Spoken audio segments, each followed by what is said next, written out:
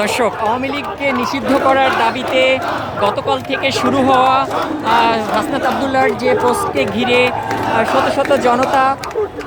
অন্তর্বর্তীকালীন সরকারের যে সরকারি বাসভবন যমুনার সামনে অবস্থান গ্রহণ করেছিলেন এবং পরবর্তীতে তারা সেখান থেকে সরে এসে আমরা দেখতে পাই যে তারা একটি মঞ্চ গঠন করে এবং সেই মঞ্চের মাধ্যমে আওয়ামী লীগকে নিষিদ্ধ করার যে একটি দাবি সেটি কিন্তু তারা প্রদর্শন করে। এবং ঠিক এই মুহূর্তে আমরা দেখতে পাচ্ছি যে সেই জনসভা স্থল থেকে অসংখ্য মানুষ এসে এই যে শাহবাগ মোড়টি রয়েছে সেখানে এসে তারা এই জায়গাটিকে একদম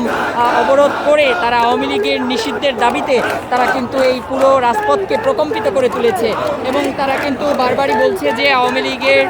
বিচার এবং পাশাপাশি আওয়ামী লীগকে দল হিসেবে নিষিদ্ধ করা অবিলম্বেই করতে হবে।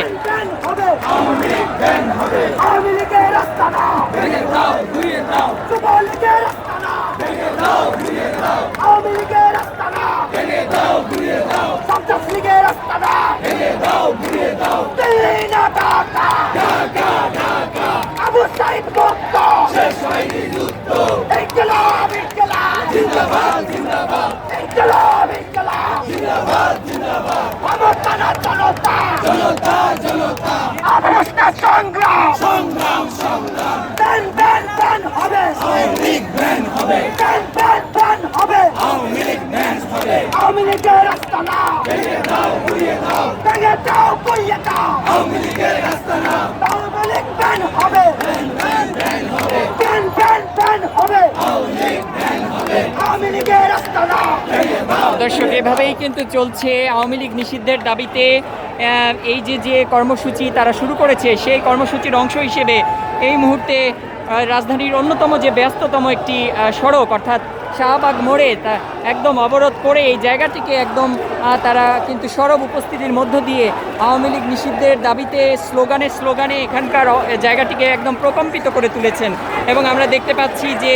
অসংখ্য মানুষ এখানে এসে কিন্তু তারা জড়ো হয়েছেন এবং তারা কিন্তু তাদের যে প্রতিবাদ এবং আওয়ামী লীগকে নিষিদ্ধকরণের যে দাবিগুলো সেটি কিন্তু তারা এখানে তুলে ধরছে।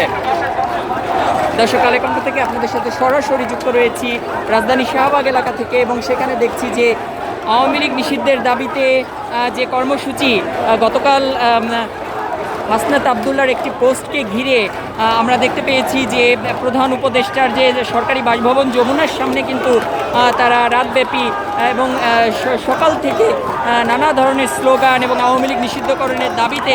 তারা প্রকম্পিত করে তোলে এবং পরবর্তীতে তারা একটি মঞ্চ গঠনের মধ্য দিয়ে তারা কিন্তু এই যে আওয়ামী লীগ নিষিদ্ধের দাবি সেটি কিন্তু আরও সড়কভাবে তুলে ধরার চেষ্টা করে এবং পরবর্তীতে ঠিক এই মুহূর্তে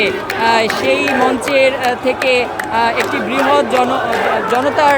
যে একটি মিছিল নিয়ে তারা কিন্তু ঠিক এই মুহূর্তে অবস্থান করছে। আমরা দেখতে পাচ্ছি যে এই শাহবাগের এই মোড়টিতে এবং সেখানে কিন্তু তারা এই রাস্তাকে একদম বলবো যে প্রকম্পিত করে তুলেছে আওয়ামী লীগ নিষিদ্ধের দাবিতে।